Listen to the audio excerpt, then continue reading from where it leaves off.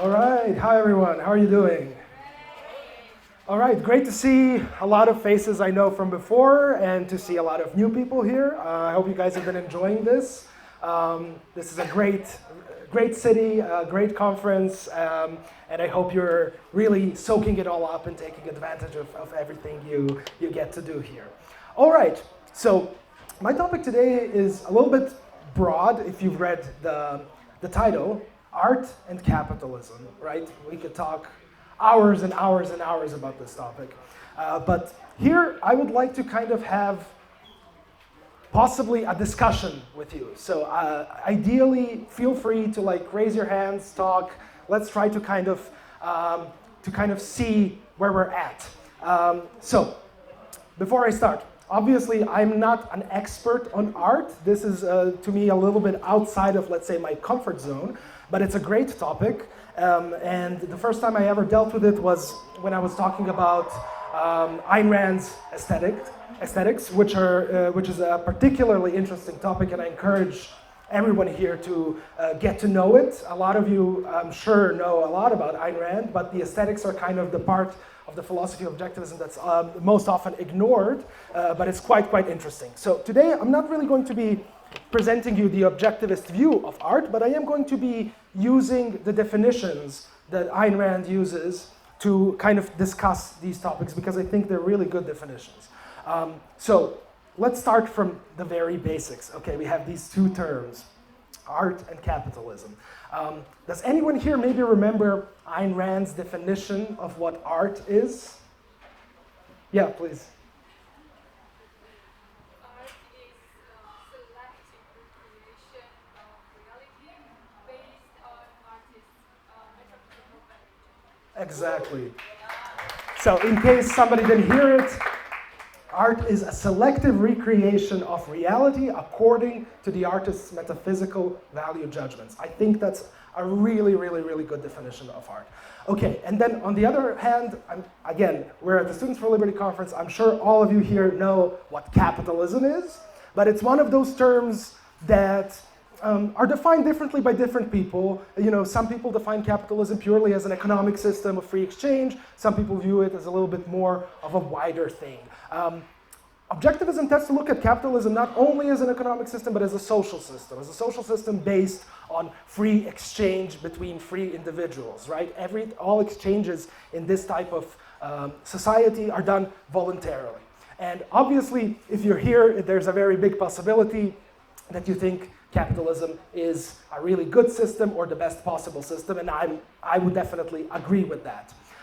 But what is the relationship between the way capitalism creates incentives in things like economics, in the market, and with the creative industry, with art? Is it as simple as capitalism will automatically create the best possible conditions for art to thrive? That's kind of what I would like to talk to you about today. Okay, so I think we all kind of know at least a few examples of what the impact of authoritarianism on art is, right? It's definitely not good. We know from all of the dictatorships of the 20th century how the human spirit was stifled by limitations on expression, limitations on what is appropriate, limitations on what is the right way to present the human being, what is the right way to present society or not. But does this necessarily mean that it's impossible to have good art in a dictatorship? What would you say? Yeah, Christina. I would say it's not possible without property rights. Any property rights, intellectual rights, you cannot be an author of your art. So if Okay. you create art in a different system, it doesn't really make sense because it's no longer your art. Okay. Capitalism is the only system that protects individual rights and property rights. All right, yep. Oh, yeah, so my question is it possible to have good art created under dictatorships? I'd say yes. Okay, I think it is for two reasons. I think the values embodied by art stand against something. I was thinking one of my favourite paintings of Guernica is, that is strikingly beautiful, I think, and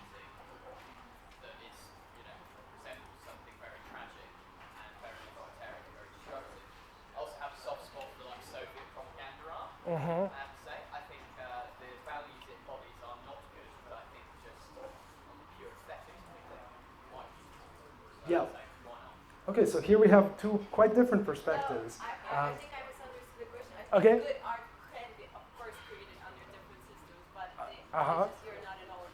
That's Right, all. right, right. Yeah. Yep. So the fact that you're not an owner, most of the libertarians here don't really support intellectual rights over the art that you create, because we are proponents of that actually. So just Take it for what? yeah. That's also, I mean, there's also a big debate over the question of intellectual property. For example, objectivists tend to have quite a different view than your, let's say, average libertarian, even though there isn't like an official libertarian view, right? It's a big tent. But objectivists tend to have a little bit more of a pro-intellectual property view. But unfortunately, in 30 minutes, we can't go into that topic as well, even though I love it and I think it's very good that it was brought up. Okay, so we seem to kind of have a consensus that it is possible to have good art in dictatorships. I would say this is kind of true. Again, when we're talking about art, we always have an element of subjectivity, right? It's very hard to agree on what is good art, even though I'm not here representing a completely subjectivist view that it's a completely just a question of taste. But it's one of those things that's very hard to pinpoint when you're discussing with other people, much more than when you're talking about politics or economics. So. Yeah, again, to go back to this example of the other extreme of dictatorial regimes in art, they definitely make it much, much, much harder to create good art. They definitely make it much harder for an artist to be what an artist should be. They make it harder for an artist to be, let's say, limitless in their possibilities of what they want to do, right? But somehow it still happens, and sometimes in very grotesque ways. We heard an example of Soviet propaganda, where you have art that's actually not only made in dictatorships, but it's actually made for the purpose of supporting a dictatorship, which is an abhorrent thing. But some of those things can artistically be good, and those are very tricky, right? This is what makes it so interesting to talk about this kind of topic. So we had the example of Soviet propaganda. I think that's a great example. There's an even more extreme example. I don't know if, and somebody here has heard of Leni Riefenstahl. She's usually there we go. She's usually kind of the example given for this because it's so extreme. So Leni Riefenstahl was a German director. She actually only died like 10 years ago. She lived a very long time. And she created propaganda for the Nazis. She was like personal friends with Hitler, literally, and created quite a few movies that are pretty famous to this day. I can name two, but I think there were three big ones. One is called Triumph of the Will, which was showing these scenes of those horrible Nazi rallies in Nuremberg. And one of them is Olympia, which was when the Olympic Games took place in Berlin in 1936, while Hitler was Führer. These movies are artistically considered to be very good. But it's very, hard to enjoy them kind of separate from the context. But they are considered by, let me at least say it in this way, by most critics, by most people who come from the art world, to be good works of art for a horrible, horrible purpose, right? She, for example, I think in Triumph of the Will, she was the first person to introduce like filming from an airplane. So I think at the beginning of the movie, you have these scenes where, like, from an airplane, you see these like millions of these like Nazis, chanting and whatever, and it's really kind of. I would challenge you to look at some scenes from a movie like this because it's very interesting to have these feelings of something can be good art, but made for promoting Hitler, right? It's kind of a I don't know, bizarre, I guess. Yeah. The analogy in a way to the saying war is the mother of invention. So things, thank you. things always, technological advancement always takes place on a rapid scale in large conflicts. And while we can look back and say, well, you have to see the unseen, like the amount of damage that is caused in these wars, it's probably not worth the inventions that would probably have come at some point anyway. I think it's similar. You can kind of make a bit of an analogy to that by saying, yeah, we would rather that aerial photography and videography was not created in service of Hitler, but we can just kind of take a means, a technique, and put it towards a better end, a better value in that way. I think the parallel you're making is like, the developments in technology we get for the purposes of like war that later are used for other things, right? Yeah, I guess that's one approach to take from it. It's in no way saying that oh my God, look, let's have a dictator who just takes these good artists and give them power, and then like that's still obviously it's still horrible. But even in these darkest of situations, even in situations where people are actually creating art with very bad intentions, it's still possible to get what we could call good art. Okay, so that's neither here nor there. That was just an example of the other kind of extreme. If we're talking about these systems which are very much not capitalist, whether it's what we had in the Soviet Union, or it's what we had in Nazi Germany, or many other places. So let's now go to what kind of should be the topic for today, which is the relationship between art and capitalism. Okay, so again, we kind of agree capitalism is great. And I'm not saying this is something to take for granted. It's something we can very much analyze more deeply and say why it's great and why it's the only system that's rooted in this vision of man as a self-made being, this vision of man as a being with free will, and so on and so forth. But does this mean that if we have capitalism, we will automatically have great art? Not automatically, but we will automatically create the conditions to have really good art. What do you think? So think about it. We know the ways that the free market works, the incentives that are created, are the only way to create wealth, for example, right? The only way to sustainably create wealth. The only way to sustainably create value for more than just a small group of people. So we know this. This is kind of, I would say, of course, in some circles it would be disputed, but I would say this is an undisputed fact, right? There's no economic system that does this. This is the utilitarian, justification of capitalism. There are many others. There's the ethical and so on.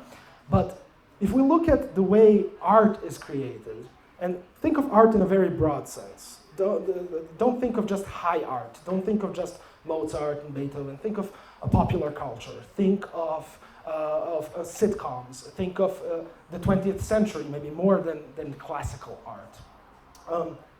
What is the first thing that comes to mind? What would you say that the relationship between market forces and the creation of good art is? And there's no right or wrong answer, by the way, to this. I just like to get like some perspectives. I'm sure somebody has some thoughts on this. Yeah. Oh, yeah. I would say that forensic collision of art and just the general trends of population it always reflects the way the people feel about themselves.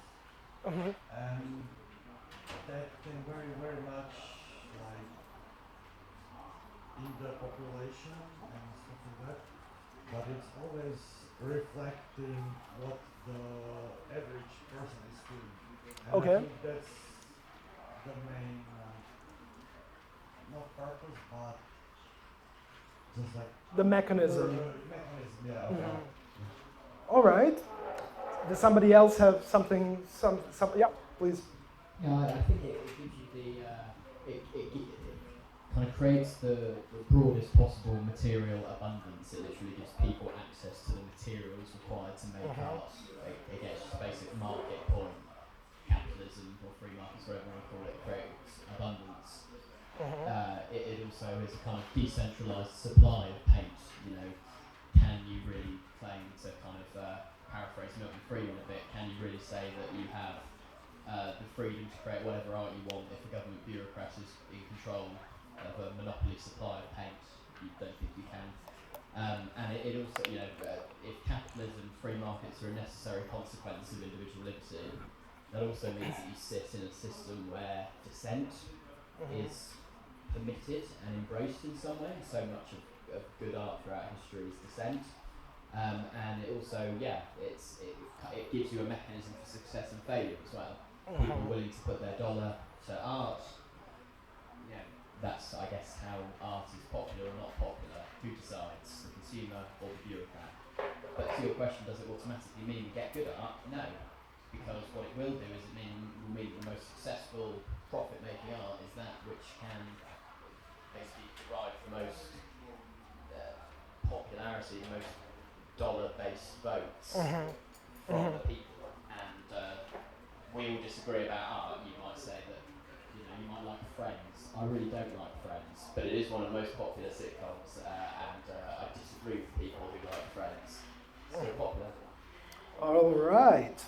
So, so I think we can kind of agree that to have an atmosphere where artists and those who are those unique people who with particular talents, especially those who are at the very top of creativity, the only system to have where they can fully potentially realize their potential is a free society, which means a free market, right?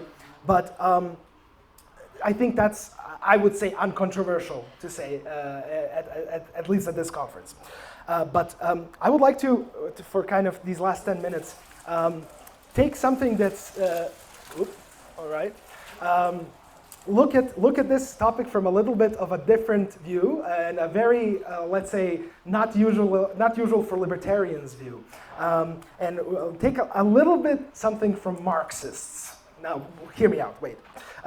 So when I say Marxists, I don't mean Marxist politics, obviously, but there is a Marxist approach to social analysis, which looks at the focus of kind of everything, and of course, whoever here has read Marx knows that this is obviously a very big deal in the Marxist approach. It focuses on material conditions.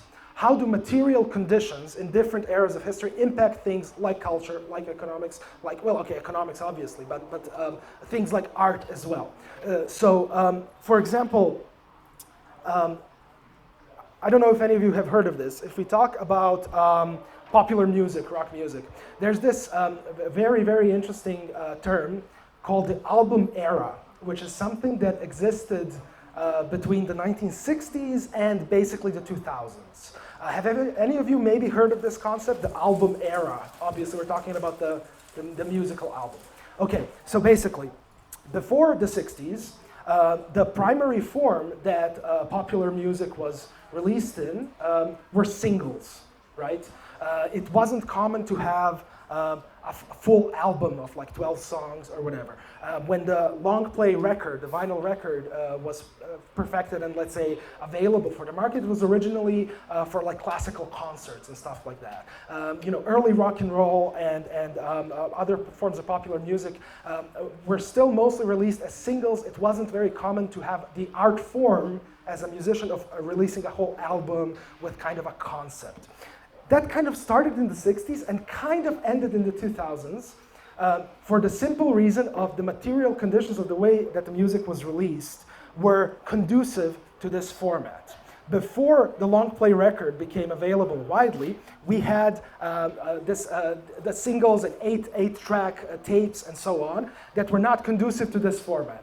And since the 2010s, since streaming has taken over, we again have this fragmentation where again artists are still releasing albums, but it's still not the predominant format. But between the 60s and the 2010s, we had 3 consecutive formats that were the most common format. We had the long play record, we had the cassette tape, and then we had the CD, which were all conducive to this format. And it very much formed the way that the direction of at least the form that musicians created art in towards this concept of the album. So we see that there is, besides what we want to say with our art, besides what our message is or what our metaphysics are, the material conditions of what happens very much shape at least the format of what's going on, but I would argue it's more than just the format.